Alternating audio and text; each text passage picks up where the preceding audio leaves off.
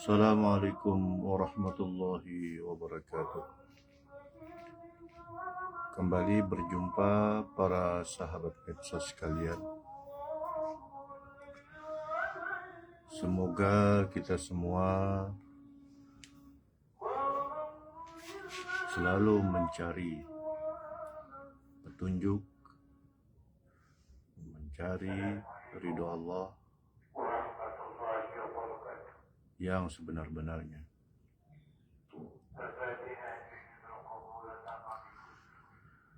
Baik, di kesempatan kali ini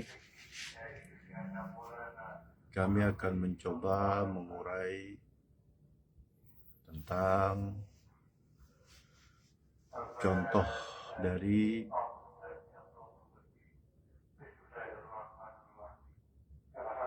mempraktekkan kitab qadim atau membaca Al-Quran dengan menggunakan nur. Dengan kata lain berarti membaca Quran tidak hanya menggunakan kemampuan otak akal yang terbatas. Seperti apa contohnya?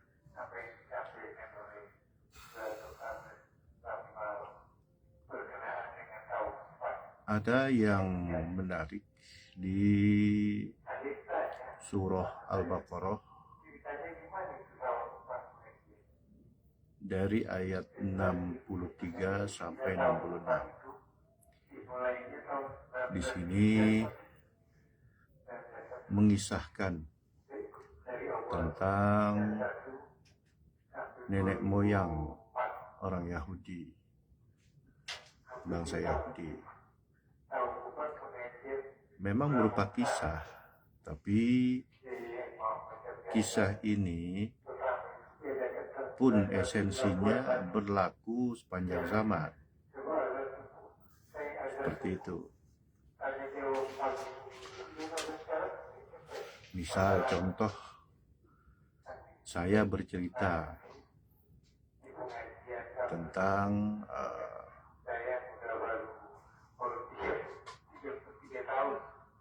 misalkan saya bercerita tentang kemarin ada Pak Robert, misalkan Pak Robert meminum baygon dan dia mati, meminum racun dan dia mati. Itu kan cerita ya. Pertanyaannya, apakah kalau kita meminum racun kita nggak apa-apa?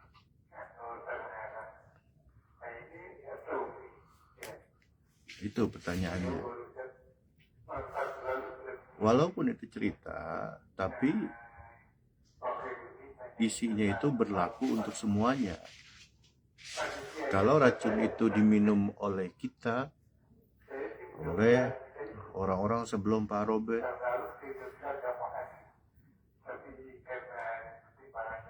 itu bisa menyebabkan kejadian yang sama seperti Pak Robert, berupa kematian. Nah, ini contoh. Maksud bahwa Quran itu bukan hanya cerita, tetapi mengandung pelajaran-pelajaran yang harus kita ambil.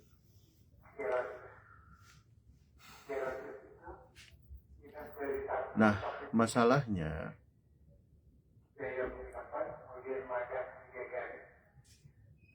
untuk bisa mengambil pelajaran dari Quran itu nggak bisa jika tanpa nur Quran itu sendiri. Kalau bahasa ilmiahnya adalah kesadaran non-lokal ya. Apa itu kesadaran non-lokal? Adalah kesadaran yang ditangkap, informasi yang ditangkap oleh otak kita dari dimensi dari dimensi yang lebih tinggi. Sebab ada kesadaran non-lokal ini yang dari dimensi rendah. Seperti itu. Nah, maksudnya gimana? Langsung teknisnya saja agar lebih mudah. Kita bisa mengambil Nur Quran ini melalui Baiat Tarekat Arwah atau Tarekat Ruh. Kenapa disebut Tarekat Ruh? Karena targetnya adalah dia sudah setelah terbaiat, dia sudah tidak menggunakan kesadaran otak, walaupun ini bertahap ya. Harus ada adaptasinya, sebab ada adaptasinya, nggak mungkin itu otomatis. Seperti itu. Nah, isi dari Baiat Tarekat Ruh atau Tarekat Arwah ini adalah dua, yaitu Nur Iman dan Nur Kitab. Kita mengenal istilah bertambahnya iman. Nah, itu maksudnya mi'rajnya makin naik tuh. Aslinya tuh begitu. Dan kita membaca alam yang nggak kita kenal itu menggunakan Nur Quran. Seperti itu. Jika tidak demikian, nah makanya nanti akan berlaku sebagaimana seperti Quran yang akan kita paparkan, yang akan kita buka, yaitu surah Al-Baqarah dari ayat 63 sampai 66 nanti.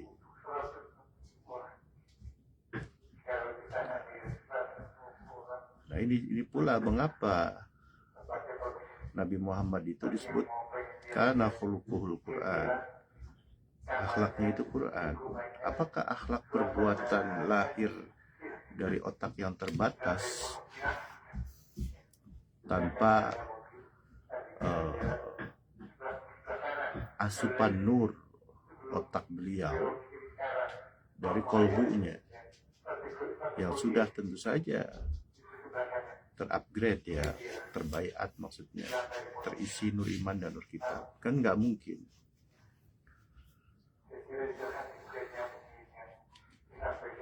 Bagaimana bisa mengalahkan bagaimana bisa seorang Nabi Muhammad itu bisa mempraktikkan Al-Quran tanpa proses pensucian. Ini nggak bisa dibantah dari kisah-kisahnya kan. Faktanya demikian. Nah, ini memang yang seperti ini sangat tidak populer di karangan dunia Islam. Betul. Nah, belum lagi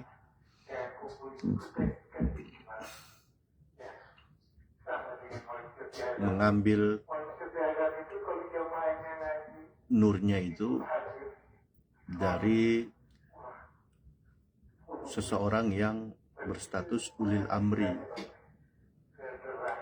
atau berstatus rasulun min anfusikum.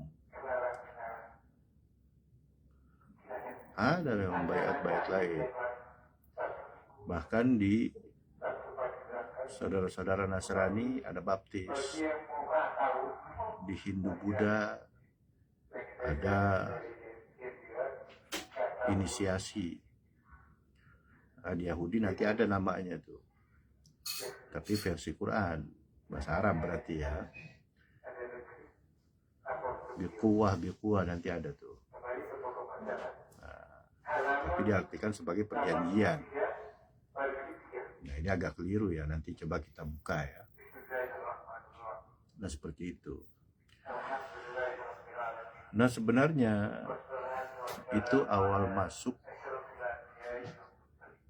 untuk menuju makom tertinggi, makom yang memang diharapkan titik pulangnya manusia itu di situ, yang disebut dengan ma'rifat ya.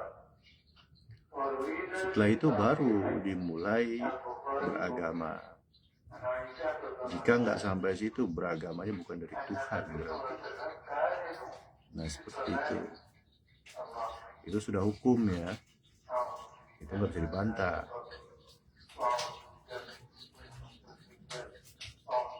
Bagaimana bisa beragama dengan sempurna jika syariatnya itu dikendalikan oleh bukan Tuhan gitu. Apakah ini wahdatul wujud atau apakah ini adalah ittihad seperti teorinya Al-Hallaj atau Syekh Abu Yazid Al-Bustami atau Ibnu Arabi, apalagi itu teori apa. Bisa jadi demikian, tetapi dengan makna yang harus benar-benar kita membuka hati memahami.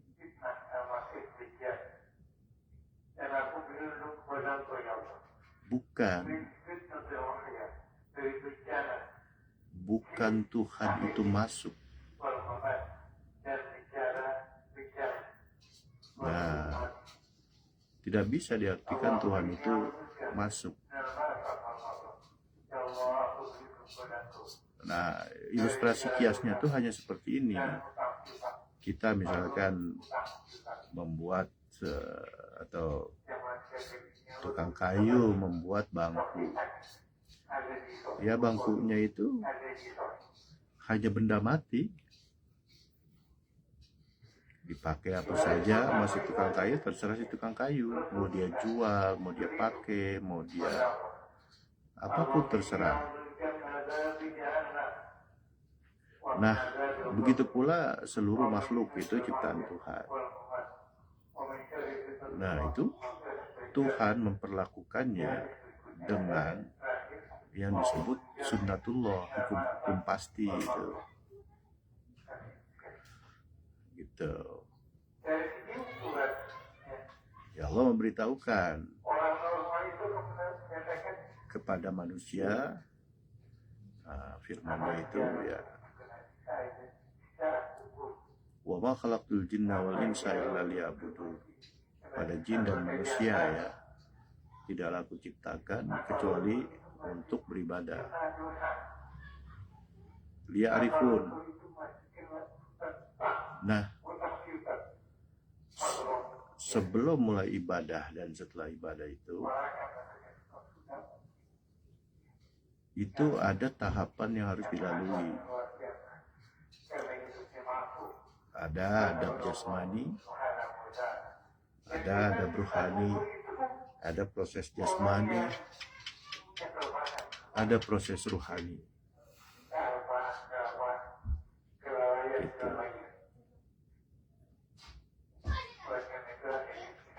Nah, seperti itu ya. Jadi akhlak Nabi ini yang disebut akhlak, identiknya itu memang agama yang tersebar di masyarakat itu sudah sangat downgrade ya. Akhlak itu dipahami ya perbuatan jasmani. Padahal jika sedikit dia menelaah dari mana lahirnya akhlak jasmani, kan seperti itu. Yang terpenting itu lahirnya itu dari mana? Apakah dari Tuhan atau dari selain Tuhan? Nah, itu harus dipastikan. Nah, seperti itu ya. Baik. Sekarang kita buka surah Al-Baqarah ayat 63 sampai 66.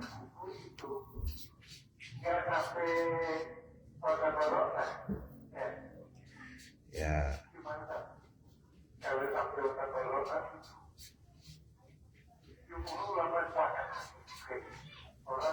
Di ayat 63-nya.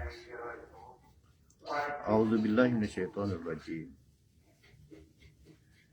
Wa idz akhadna mitsaqakum wa rafa'na fawqakum at-tur khudhu ma atainakum biquwwati wadhkuru ma fihi la'allakum tattaqun. Yang artinya wa idz akhadna, dan ingatlah ketika kami mengambil mitsaqakum, janji kalian. Bagaimana Allah mengambil janji? Baiat kalau di Islam. Jadi seluruh agama samawi itu portalnya adalah baiat. Di masanya Nasrani, di masanya ya baptis. Yahudi di masanya apa tuh? Ini buktinya. Nah, kemudian ya di Hindu Buddha inisiasi itu portalnya itu untuk menangkap kesadaran langit, atau disebut agama langit. Jadi ya, harus ada portalnya, harus ada pintu masuknya.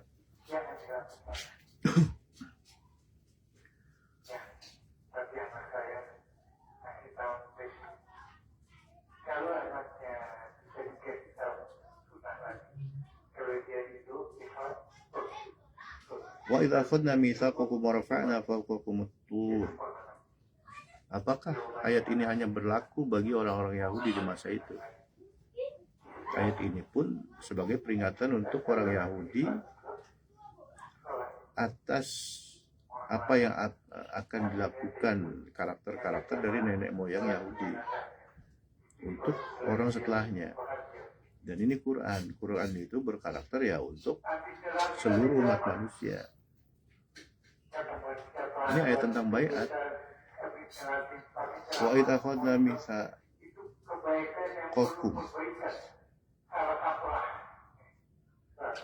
Ingatlah ketika kami mengambil janjimu. Kenapa enggak wa'adakum?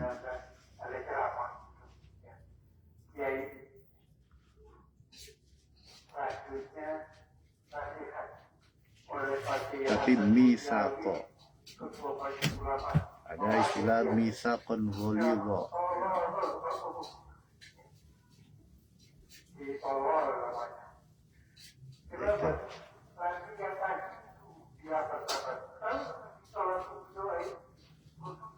Wa idz akhadna mitsaqakum, dan ingatlah ketika kami mengambil janjimu. Wa rafa'na fawqakum at-tur, dan kami angkat gunung Sinai di atas kepalamu. Maksudnya mau diazab ya. Seraya berkata, khudhu ma atainakum biquwwati wadhkuru ma fihi la'allakum tattaqun. Ambillah oleh kalian, pegang teguhlah. Allah berfirman ini kepada bangsa yang mengingkari perjanjian ini. Ini sudah terbaiat. Bagaimana yang belum? Gitu. Ini lebih pada orang munafik ya. Pegang teguhlah apa yang telah kami berikan kepadamu. Ma'atainakum.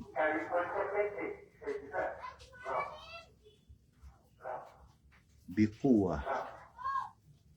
Ini atainakum biquwah. Kami datangkan, aslinya itu begitu, biquwah, dengan kuah, dengan kekuatan. Ataina, nah ini sistem. Ataina, naknya itu sistem. Siapa yang membaiat? Wujudnya itu ya Nabi Musa, bisa jadi Nabi Harun saat itu. Seperti itu. Khudhu, ambillah ma'atainakum, unsur baiat yang telah kami datangkan. Atiullah wa atiur rasulullah ulil amri minkum. Ulil amrinya bisa Nabi Musa, bisa Nabi Harun. Di baliknya Rasul, di atasnya lagi Allah. Itu itu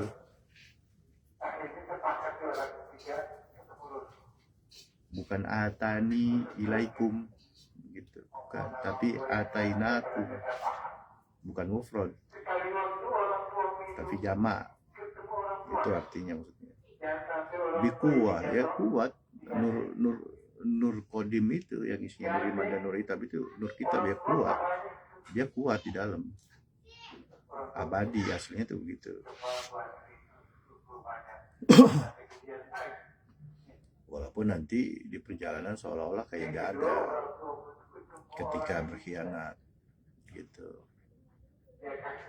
Nah, sama seperti iblis. Iblis itu ya awalnya tangan kanan Tuhan, gampangnya gitu. Makhluk kepercayaan Tuhan, pemimpin para malaikat. Ya, berarti luar biasa tinggi kan. Apakah sudah melewati proses bayat? Ya, sudah, tentu saja jauh. Nah, gitu. Ada kisah-kisahnya itu terlalu panjang dan dipaparkan ya. Nah, kemudian berkhianat atau nggak taat, itu kekuatannya berlipat-lipat ganda.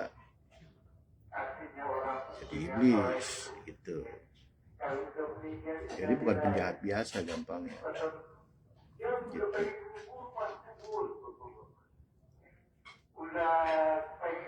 Sama seperti sebuah negara. Lawan yang paling berat itu adalah musuh dalam selimut.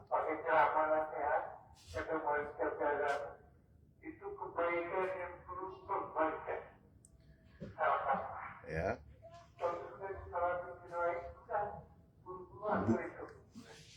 Apa namanya? Iya, kalau musuh yang nyata, misalkan contoh ya, dulu kita dijajah Belanda ya, kelihatan kan beda ya. Oh, bule berarti ini yang kita lawan. Nah, kalau musuh dalam selimut alias pengkhianat itu lebih sulit lagi karena dia menggunting dalam lipatan. Nah gitu maksudnya. Nah ini sedang menceritakan itu pada nenek moyang orang Yahudi. Tapi ini pun berlaku buat seluruh zaman. Polanya sama aja, yang saya sering ngomong polanya sama aja. Itu maksudnya ya. Wadhkuru ma fihi la'allakum tattaqun. Dan ingatlah apa yang ada di dalamnya agar kamu bertakwa. Wadhkuru ma fihi. Iya, nur bayat itu menghasilkan zikir, ingatan, robitoh ya. Ayatnya ini jelas ini.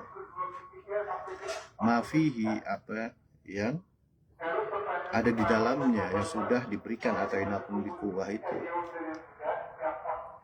La'allakum tattaqun, agar kalian bertakwa. Yang makrifat itu takwa, kondisinya beserta Tuhan. Gitu. Nah, jadi seperti itu memaknainya. Nggak bisa kalau kita hanya puas dengan belajar literasi. Kalau bahasa saya itu dijamin nyasar, saya jamin 1000% nyasar jika hanya mengandalkan kemampuan daya serap otak terhadap literasi. Ya bahkan di Al-Bayyinah ayat 6 sendiri disebutkan ya, orang yang membaca Quran tanpa nur Quran kodimnya, tanpa ruh Qurannya, maka diancam neraka jahanam. Seperti itu ya. Nah, ini di ayat 63-nya. Nah, ini kan ada nih uraiannya. Apa? Sejarah-sejarah dan pendapat-pendapat ulama kan gitu ya. Ayo coba kita dengarkan. Nanti kita bisa lihat di sini ada mana ulama yang ma'rifat, mana ulama yang enggak. Seperti ini. Patokannya hanya itu aja. Kelihatan dari uraiannya tuh. Ini adalah link dari NU Online ya. Silahkan dibuka. Ketik aja misalkan Al-Baqarah ayat 63 atau apa ya. Pilih yang NU WWNU gitu. Nah, di sini di bawahnya disebut tafsir wajiz dan tafsir tahlili. Nah, ini sama-sama aja kita baca aja nih. Nah, versi tafsir wajiznya. Pada ayat yang lalu dijelaskan, ayat sebelum ini berarti sebelum Al-Baqarah ayat 63, tentang pahala bagi orang yang beriman. Selanjutnya pada ayat ini diterangkan tentang pelanggaran Bani Israel terhadap perjanjian yang diikrarkan dengan Tuhan. Ya, itu bayat. Janji kepada Tuhan itu gimana sih? Gimana? Kita janji sama orang kan ketemu. Atau lewat telepon, atau lewat WhatsApp, atau gimana, atau dulu zaman dulu berkirim surat, atau gimana berjanji itu. Tuhan itu laisa kamitslihi syai'un, bagaimana berjanji? Gampangnya bayat. Gitu.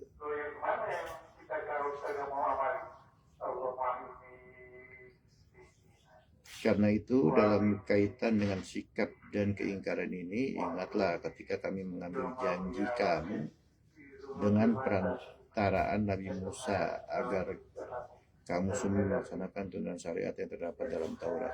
Benar kan? Ulil amrinya Nabi Musa, Rasulun min anfusikumnya Nabi Musa. Bertahun gimana coba?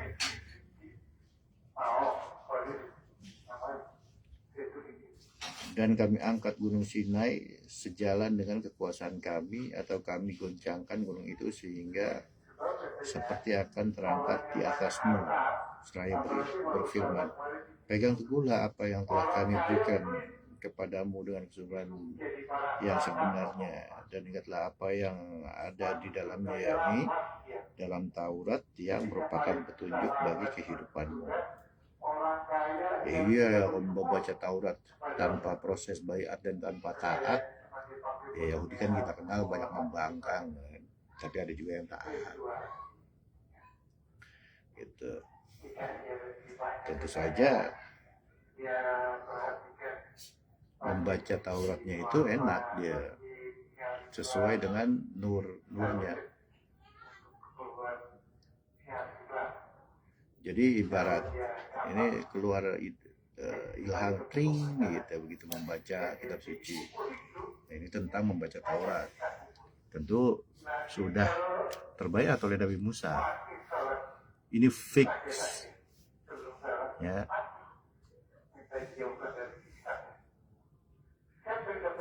Yang demikian ini agar kamu bertakwa, iya, agar kondisinya beserta Allah, dengan selalu melaksanakan semua perintahnya dan menjauhi larangannya. Ya, berikutnya versi tafsir tahlilinya.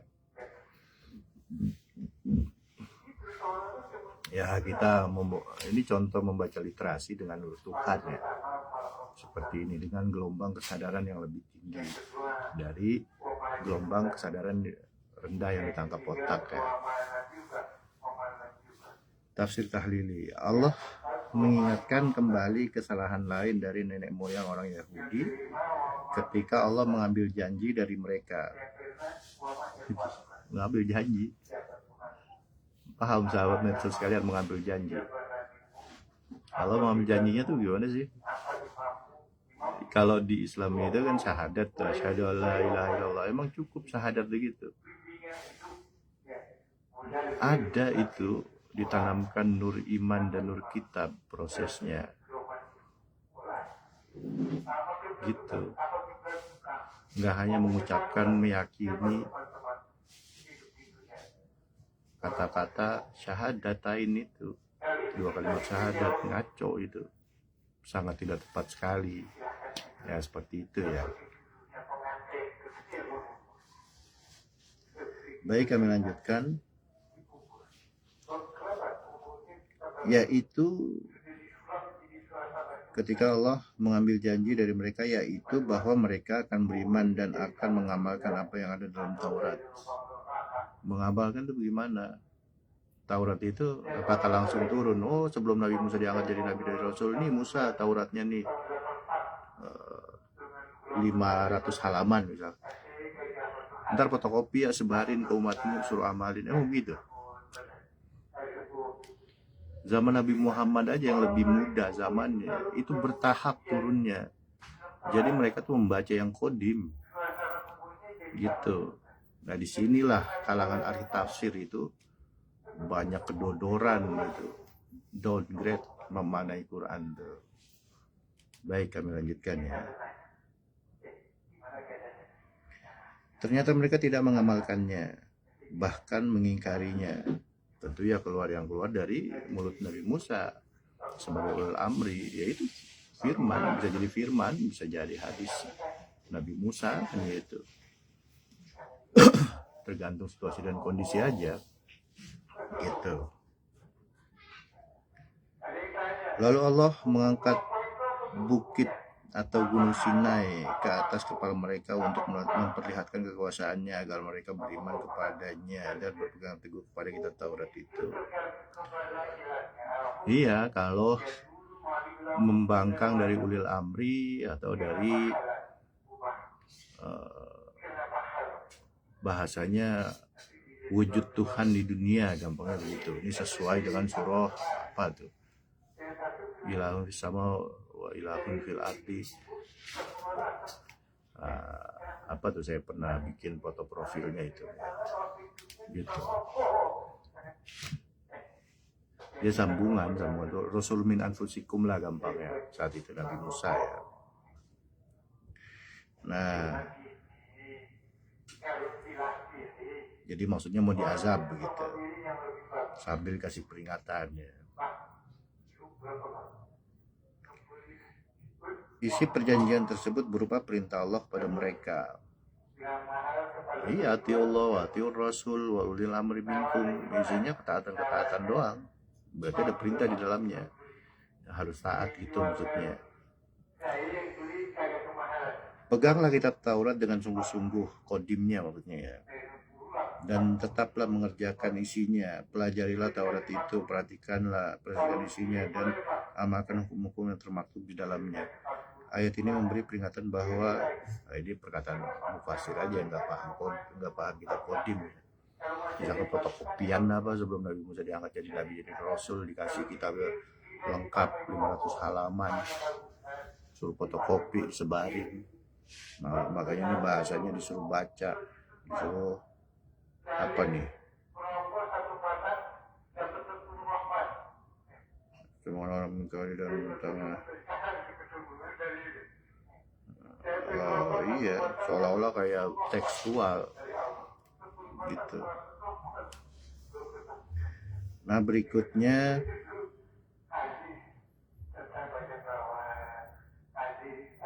ayat ini mengatakan bahwa orang yang meninggal syariat dan meremehkan hukum Allah disamakan dengan orang yang mengingkari dan menentangnya.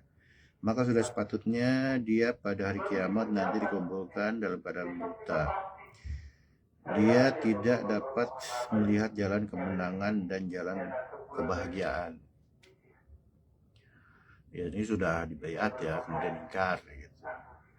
Ancamannya seperti ini. Nasib di akhiratnya kelak. Ya. Kalau yang sama aja, yang belum terbaiat pun ya sama aja sebenarnya. Apa tuh ayat Qur'annya? Qala rabbi lima hasyartani a'ma wa qad kuntu basira. Qala kadzalika atatka ayatuna fanasitaha wa kadzalika yauma tunsa. Qala rabbi lima hasyartani a'ma. Ya Tuhanku, mengapa engkau mengumpulkan aku dalam keadaan buta? Ini bahasa ruh ya. Wa qad kuntu basira. Padahal dahulu aku melihat sebelum diazab ya. Iya. Apa kalau bahasa guru saya itu seperti kias HP.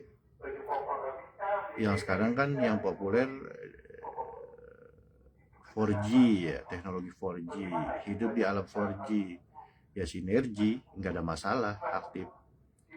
Nah, ketika 4G misalkan hidup di alam 5G, 6G, 7G, nggak bisa nangkap apa-apa, buta. Sama kayak kita dulu punya handphone 2G, 2G, 3G, ya udah nggak bisa dipakai di teknologi 4G sekarang, zaman teknologi 4G sekarang, atau kita sebut alam 4G sekarang udah terupgrade.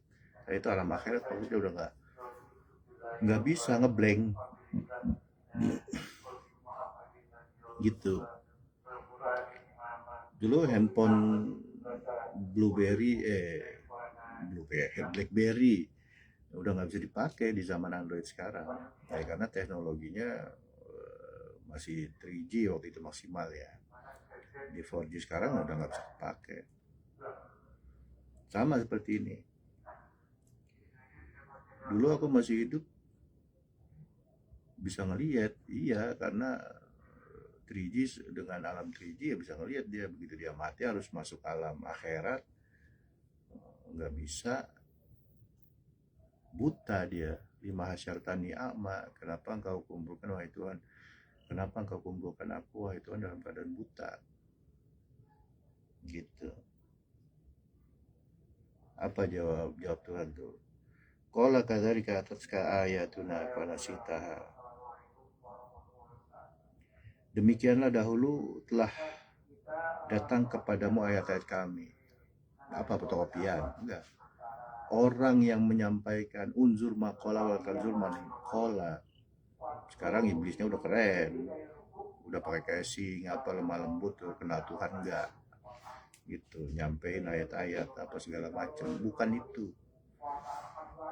Kalau bahasa guru saya, siapa yang paling ilmiah? Gitu.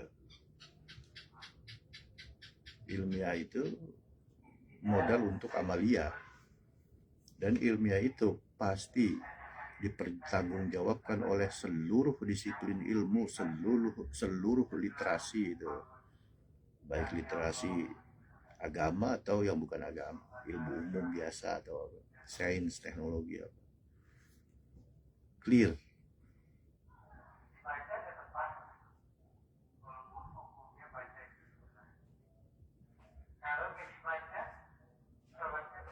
Dan kamu mengabaikannya, ya. Contoh saya ngomong begini, banyak yang mengabaikannya. Ini nasibnya nanti kayak begini. Quran yang bilang, bukan saya. Jadi begitu pula pada hari ini kamu diabaikan. Anda mengabaikan, misal ya, ada yang ngomong sebagai tajallinya Tuhan itu kan, kita mengabaikan. Ya nanti dikumpulin, setelah kita mati dikumpulin ya kita dicuekin, mana buta, mana tuli, mana apa, ngeblank, syukurin gitu ya. Nah kemudian ini surat Toha ayat 125-126 ya. Nah lanjutannya uraian dari tafsir tahlil ini. Dan apabila seseorang mengingkari syariat Allah dan menyanyikan hukumnya, berarti syariat itu tidak mempunyai pengaruh apa-apa pada jiwanya. Syariat yang datang dari ulil amri, coy, bukan yang habis lu baca lu praktekin. Itu mana ruhnya tuh? Di Al-Bayyinah ayat 6 aja dari baca Quran, tanpa nur Quran aja dia ancam neraka jahanam, apalagi menghidupkan syariat tanpa nur iman, tanpa nur kitab. Itu bukan Islam itu, walaupun casingnya Islam banget gitu. Maksudnya tuh begitu kalau secara hakikat. Ya ini kan ahli tafsirnya ya nggak ada lah nur kodimnya ya. Tapi saya kita baca ya. Bukan hanya sekedar membaca dan melakukannya. Oh iya. Pak pentafsir ngerti kan ya harus lewat jalur kodim dulu. Bisa juga ngeritik orang ini dengan macam-macam lagu yang merdu ya. Iya, pokoknya kalau kita ini kan seperti video saya yang kemarin, dari manakah kesadaran kita berasal.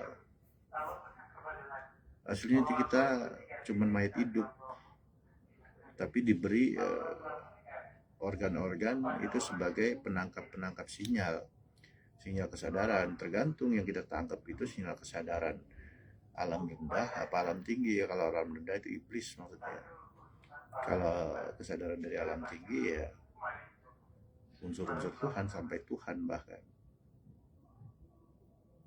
ya seperti itu.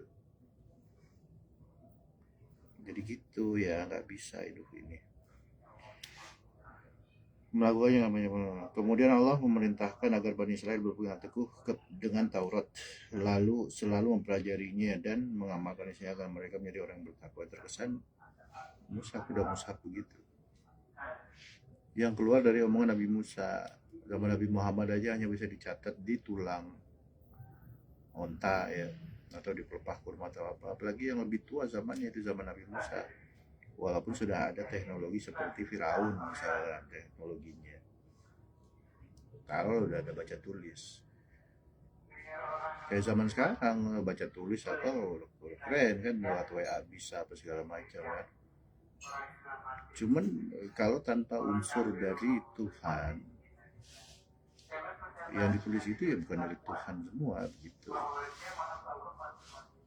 Itu hanya teknis ya gitu. Tapi yang pasti bukan berupa, kembali lagi begitu Nabi Musa mau diangkat jadi nabi dan rasul, Musa nih Tauratnya 500 halaman, fotokopi dah, sebarin ke murid-muridmu, pengikut-pengikutmu. Nggak begitu teknisnya, tapi melalui ucapan-ucapan. Baik, kami lanjutkan itu ayat 63-nya. Berikutnya adalah ayat 64. Summa tawallaitum min ba'di dzalika falaula fadlullahi 'alaikum wa rahmatuhu lakuntum minal khasirin. Setelah itu kamu berpaling, maka seandainya bukan karena karunia Allah dan rahmatnya padamu, pasti kamu termasuk orang yang merugi. Iya. Jadi yahdi mayyasha, Allah itu banyak ayat begitu. Kan berlakunya bukan hanya untuk yang lagi sedang diceritakan semua. Ya, saya pernah ungkapkan itu ya, kami pernah ungkapkan ya bahwa ya hidayah itu memang ya terserah Allah. Tapi kita bisa memantaskan diri, menjolok, atau membuka hati agar supaya dia mengutamakan unsur Tuhan, membuka hati agar supaya diberi petunjuk. Ya ini, summa tawallaitum min ba'di dzalika falaula fadlullahi 'alaikum wa rahmatullahi wa kuntum minal khasirin. Setelah itu kamu berpaling, maka seandainya bukan karena karunia Allah dan rahmatnya kepadamu, pasti kamu termasuk orang yang rugi. Pada awalnya kamu Bani Israel taat dengan ajakan Allah melalui Nabi Musa. Namun kemudian setelah itu, yaitu pada saat kamu semua tidak lagi merasakan murkanya, kamu berpaling dan tidak lagi mentaati ajaran ini. Maka sekiranya bukan karena karunia Allah berupa anugerah yang lebih dari semestinya, dan bukan pula karena rahmatnya kepadamu dengan selalu membuka pintu tobat, pasti kamu akan langsung diazab karena keingkaran yang kamu perbuat. Bila ini terjadi, sudah pasti kamu termasuk orang-orang yang rugi di dunia dan akhirat. Iya, jadi ada umat-umatnya Nabi Musa atau umat Yahudi di zaman-zaman nabi-nabi yang lain. Eh, ya, ntar dia membangkang, ntar dia ikut lagi, ntar dia membangkang, dia ikut lagi gitu. Nah, ini ayatnya. Itu juga berlaku bukan hanya untuk umat Yahudi saat itu, untuk semua, termasuk anggap bahwa ini kisah untuk ini kita pelakonnya gitu. Ini bukan cerita, anggap aja ini bukan cerita, tapi ini tentang kita gitu, tentang diri kita. Nah, ini yang menariknya di ayat berikutnya, yaitu Al-Baqarah ayat 65 ya. Ini yang paling menariknya ini. Walaqad alimtumul ladzina atadaw minkum fis sabti faqulna lahum kunu qiradatan khasiin. Artinya, walaqad alimtumul ladzina atadaw minkum. Sungguh kamu benar-benar telah mengetahui orang-orang yang melakukan pelanggaran di antara kamu pada hari minkum fis sabti, pada hari Sabtu, hari Sabat ya. Fakulna, lalu kami katakan lahum kepada mereka, kunu, jadilah kalian qiradatan khasiin, kera yang hina. Ingat ya rumusnya ya, bahwa Quran itu berlaku sepanjang zaman. Ini Allah sedang mewahyukan pada Nabi Muhammad ayat ini tentang kisah Bani Israel. Ada yang dijadikan kera.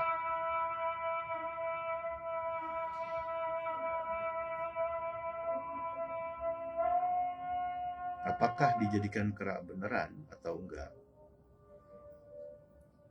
Sebenarnya ini ayat tentang reinkarnasi gitu. Bukan berarti saya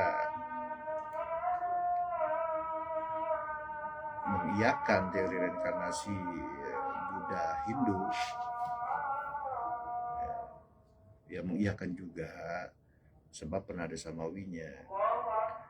Tapi Quran Qadimnya kan, alhamdulillah, kami dari jamaah zikir Thariqah Naqsabandiyah Khalidiyah Al-Mahdiyah Nusantara sudah ada unsur itu dan bisa mengeksplorasi alam rohani. Tapi ya pada akhirnya mewujud menjadi kenyataan. Ini contohnya, wujud nyataannya apa? Dulunya orang kemudian jadi monyet gitu. Ini Quran sendiri yang bilang ada pelanggarannya. Ini identik dengan setelah baiat ya. Yang belum baiat gimana? Ya kan susunannya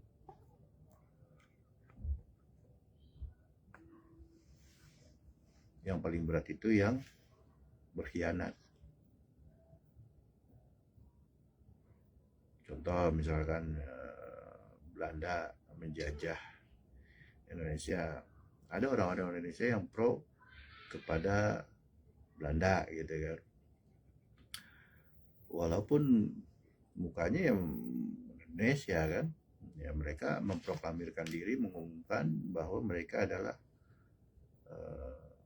apa ya, dulu misalkan Kenil atau apa ya, company ya, tentara Belanda misalkan gitu. Nah yang repot penyusup, ini yang paling berat. Kalau itu ibaratnya ya hanya kafir aja tuh,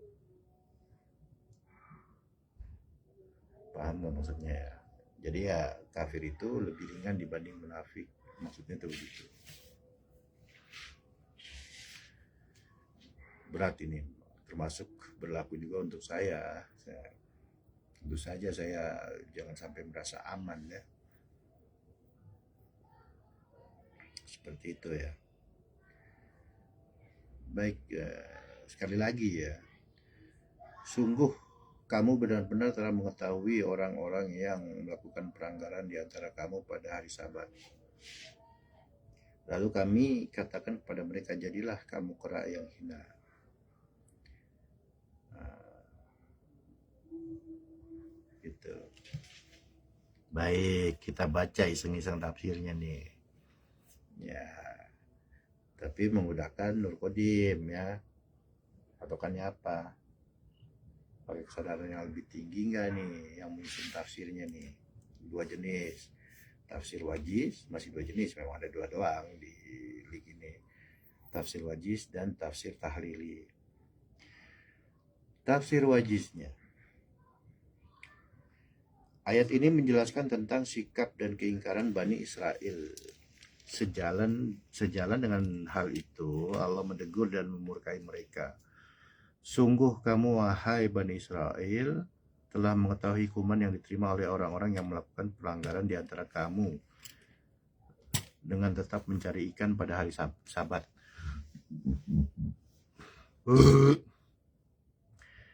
Hari sucinya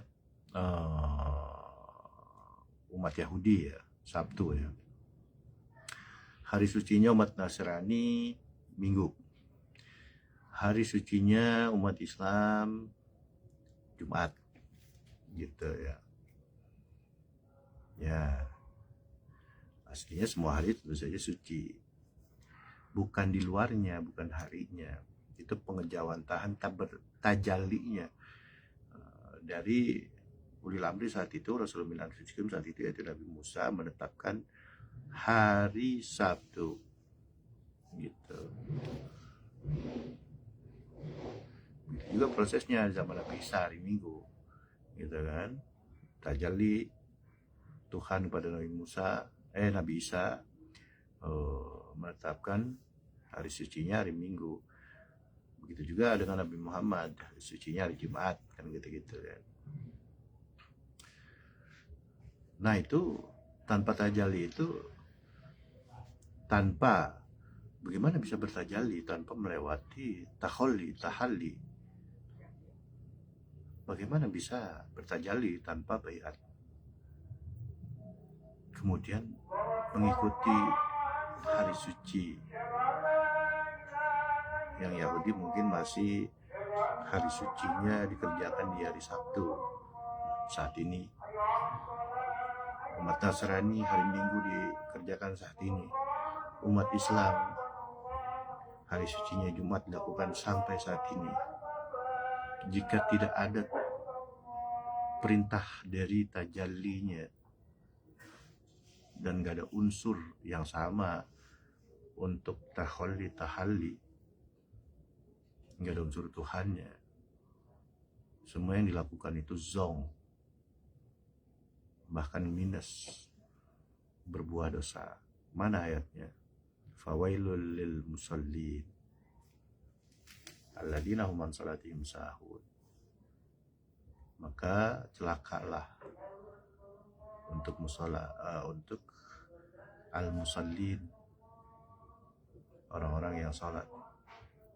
Alladzina hum an salatihim sahun, mereka yang lalai dalam salatnya, enggak tersambung, enggak ada unsur Tuhannya, enggak ada nur imannya, enggak ada nur kitabnya, seperti itu ya. Baik, kami lanjutkan.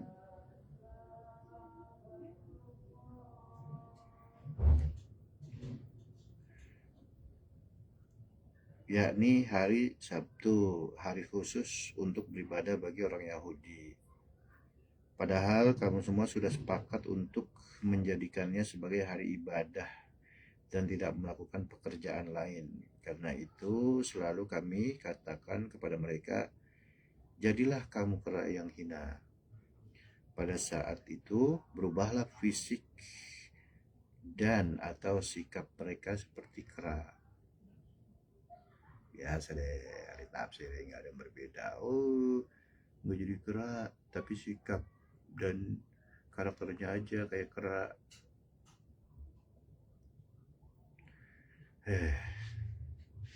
Ya, kemudian tafsir tahlil ini yang agak lengkap ya. Dalam ketentuan syariat agama Yahudi, pada hari ke-7 atau Sabat, dari bahasa Ibrani, Sabat berarti istirahat. Nah, Sabat ini artinya istirahat, Sabtu artinya istirahat. Dari mana asal kata Sabtu? Dari bahasa Ibrani. Artinya istirahat. orang dilarang mengerjakan apapun, kayak nyepi ya, karena hari itu khusus untuk ibadah. Ya, mirip sama nyepi ya, saudara-saudara kita Hindu ya. Kalau di sini di Bali ya populer ya. Dalam bahasa Arab, sabat atau Sabtu dari kata sabata yasbitu sabtan, juga berarti istirahat atau sama. Ya, jadi ada pengaruh bahasa Yahudi juga ke bahasa Arab rupanya. Ya, ya kalau dari nasab apa kan sampai sebenarnya mah ada gitu sambungan-sambungannya.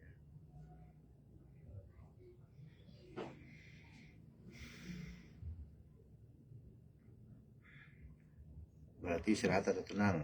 Nah, pada hari itu setelah langit, bumi dan segala isinya diselesaikan, Tuhan beristirahat. Kias ya, kias. Tuhan beristirahat.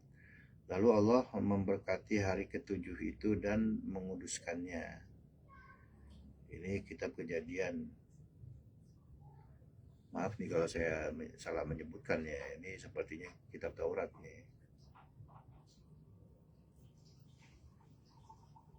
1 strip 3 gitu aja dah bilangan. Kejadian II titik 1 strip 3 gitu. Ini jadi kata-kata barusan itu dari penggalan kitab Taurat yang juga dipakai untuk merayakan terbebasnya orang Israel dari perbudakan di Mesir. Ya, dari Firaun ya. Sehingga viral FYP kalau sekarang kan. Sangat masyhur. Nabi Musa membelah laut. Nah itu. Menurut perjanjian lama, Injil ya. Mereka yang ini maksudnya menurut Injil nih. Tadi kayaknya tetap Taurat ya. Tadi Taurat kayaknya. Nah, kemudian menurut perjanjian lama berarti Injil perjanjian lama, tapi mereka yang melanggar kekudusan Sabat termasuk menangkap ikan pada hari itu dapat dijatuhi hukuman mati. Siapa yang melanggar kekudusan hari Sabat itu pastilah ia dihukum mati. Sebab orang yang melakukan pekerjaan pada hari itu, orang itu harus dilenyapkan dari antara bangsanya. Kitab Keluaran 31.14. Ya ini Injil. Harus sampai dihukum mati ya. Iya. Berarti kan dari syariat baru, syariat yang dibawa Nabi Isa ya. Pada hari yang sangat dihormati itu, biasanya ikan-ikan bebas bermunculan sehingga menutupi permukaan laut. Godaannya memang gitu. Malah banyak. Pasti kalau lagi banyak aja dilarang gitu bahasanya.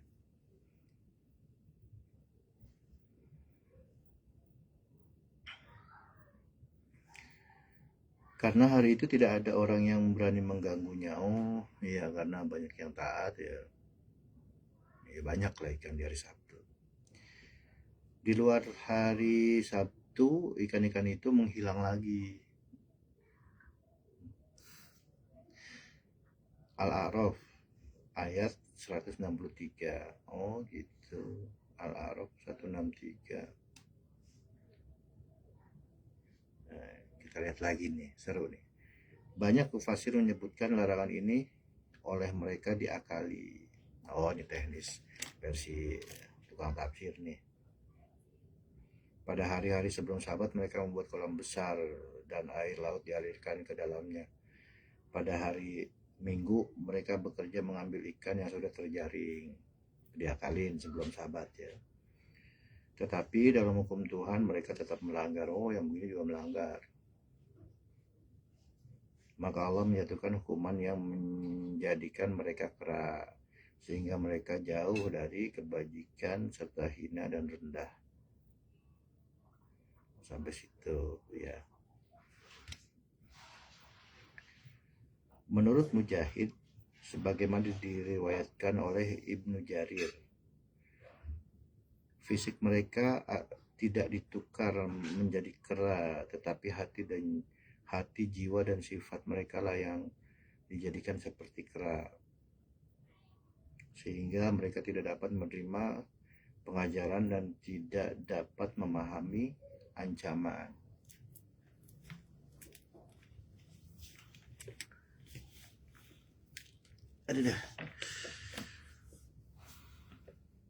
Ini di Quran lain banyak disebut ya, seperti surah tadi kan, lima satria ma qad kuntu basira qala kadzalika atas ayat nafana sida fa yauma fal yauma tunsa wa kadzalika yauma tunsa gitu kan.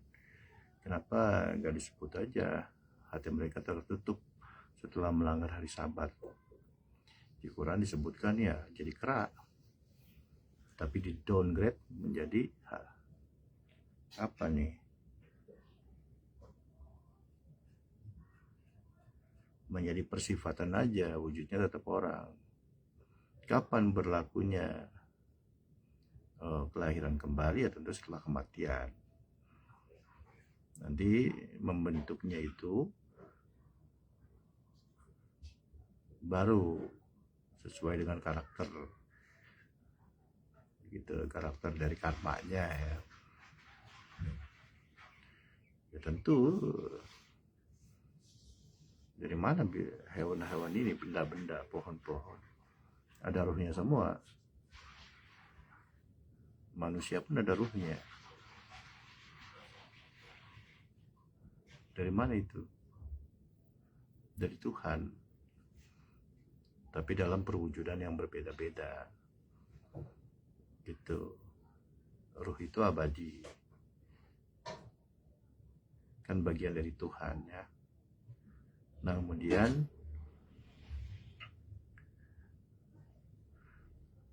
ada ruh yang jadi manusia, ada ruh yang jadi jin, ada ruh yang jadi hewani, nabati, bendawi.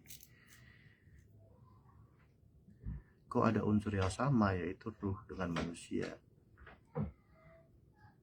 Kalau kata Jalaluddin Rumi, iya, dia mengabarkan tentang dirinya sendiri melalui sebuah syair. Aku pernah jadi mineral, batu maksudnya itu. Aku pernah jadi hewan, aku pernah jadi apa gitu. Itu Jalaluddin Rumi, coy.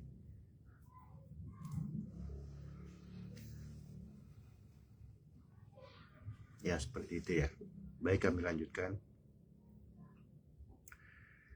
Pada ayat ini mereka diserupakan dengan kera, dan pada ayat yang lain mereka diserupakan dengan keledai. Iya. Enggak serupakan, dijadikan sesuai dengan firman Allah. Oh, ini penyerupaan ya. Ya bisa jadi nanti jadi keledai ya kan. Masalah ini tentang masalah lain, aku milu Taurat tsumma lam yahmiluha kamasalil himari yahmilu asfaro. Ya, ini kan tentang Taurat ya, berarti berlaku juga kepada orang Yahudi yang sedang dikisahkan ini ya, yaitu surah Al-Jumu'ah ayat 5 ya. Masalul ladzina humilut Taurata tsumma lam yahmiluha kamasalil himari yahmilu asfaro. Perumpamaan orang-orang yang diberi tugas membawa Taurat, sudah ditanamkan nur iman dan nur kitab ya, sesuai ayat yang ke-63 tadi. Sepanjang lebar kan sudah dipaparkan tuh, sudah diurai ya, sudah kami urai ya.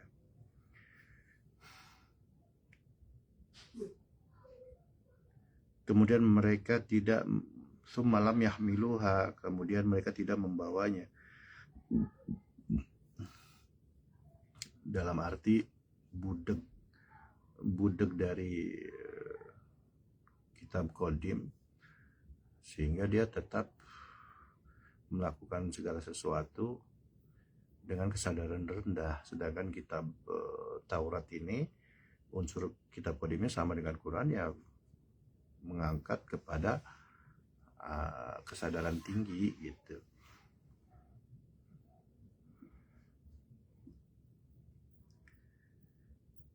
Jadi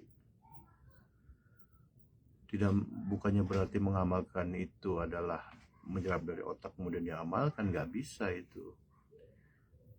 Baharu kali baharu ya sama dengan baharu, fisika kali fisika sama dengan fisika, selamanya fisika. Ya namanya fisika kan terbarukan ya. Itu yang dimaksud dengan ilmu yakin itu masih tertolak.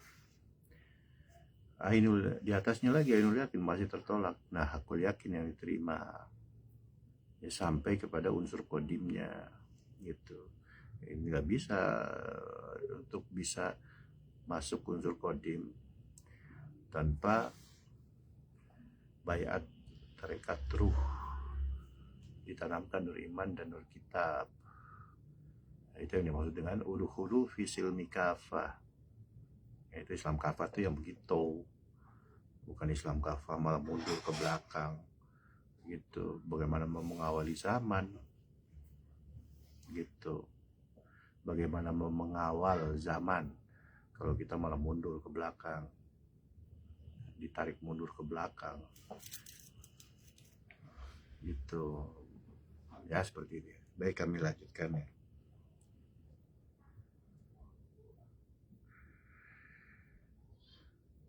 Adalah seperti keledai yang membawa kitab yang tebal, kama salil himari yahmilu asfaro.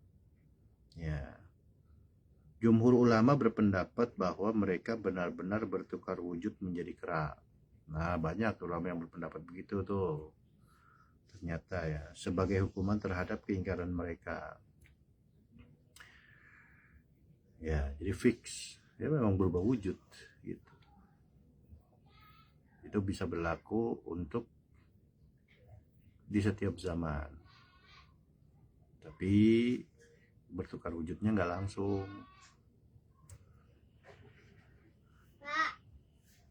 Apa Neng? Hah? Abang nggak tahu, tadi di kamar. Depan Neng. Kamar yang harus diberesin. Iya.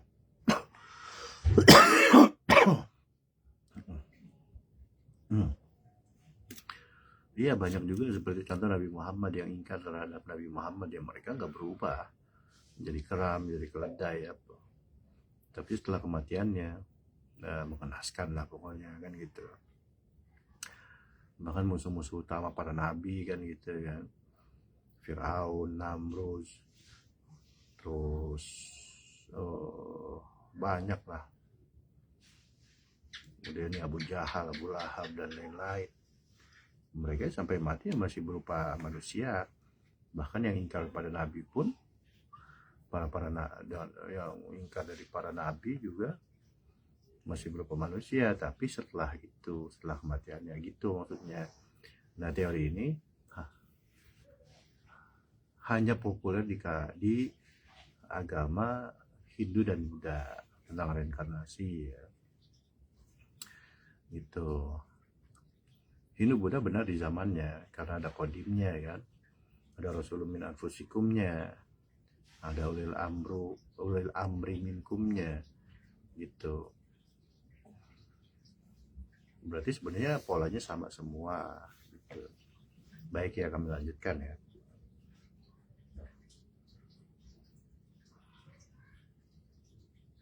Di dalam riwayat lain disebutkan bahwa mereka yang diubah menjadi kera tidak beranak, tidak makan, tidak minum, dan tidak dapat hidup lebih dari 3 hari, tapi masih berupa wujud orang.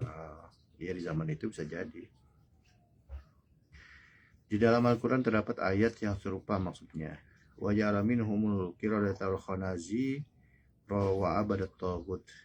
Dan di antara mereka ada yang dijadikan kera dan babi dan orang yang menyembah taghut. Al-Maidah ayat 60. Wa ja'ala minhumul qiradata wal khanazir.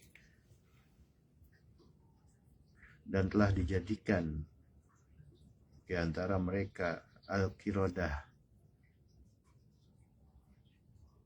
Jelas ini. Wal khanazir, kera dan babi. Dan ini reinkarnasi coy. Semua binatang itu berarti tadinya ruh-ruh yang terkutuk. Ya kita ya mulai belakang jangan. Makanya coy, makanya para sahabat medsos sekalian,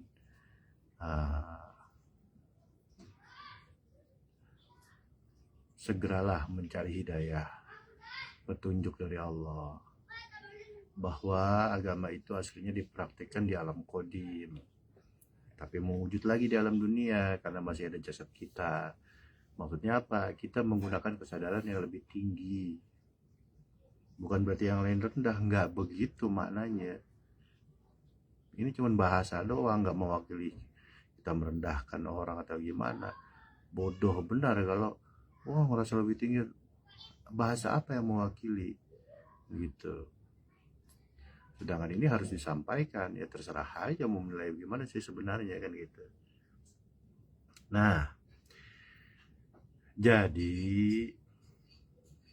di sini ayatnya jelas, termasuk nasihat untuk diri saya pribadi. Ya, jangan sampai tergelincir. Nah, karena sudah ketemu jembatannya. Nah, yang belum ketemu jembatannya, carilah jembatan itu. Ihdinas siratal mustaqim. Itu ada di baliknya. Itu kias, jembatan itu kias. Ada di balik ulil amri minkum atau rasulun min anfusikum atau waliyah mursida atau mursid. Di baliknya gitu. Di kapsul kita lewat jalan itu lebih mudah dibanding gak dapet itu. Nanti metong ya, semua orang pasti mati. Dan setelah itu nggak ketemu unsur pembela yang nggak dapet syafaat tuh gitu, dicuekin seperti ayat tadi tuh. Nasrum ya bagi yang ada amal wala tajka ayatuna fana saitaha. Kenapa kami dibangkitkan dalam keadaan dibangkitkan dalam keadaan buta tuli apa kan, nggak update gitu kan. Dulu kami nggak buta nggak tuli ya, dulu kami melihat mendengar dan lain-lain. Jawab Tuhan ya sebab kalian mengingkari ayat-ayat itu apa, bacaan auzubillah ini bukan udah jadi bahan matang begini gitu.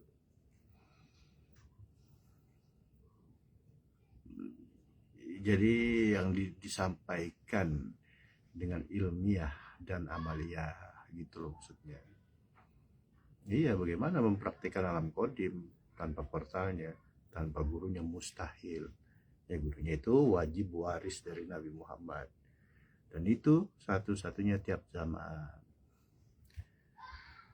Seperti itu ya. Apalagi udah selesai. Baik, seperti itu. Mohon maaf apabila ada salah-salah kata dan juga apabila tidak berkenan. Ilahi anta maksudi waridoka matlubi. Assalamualaikum warahmatullahi wabarakatuh.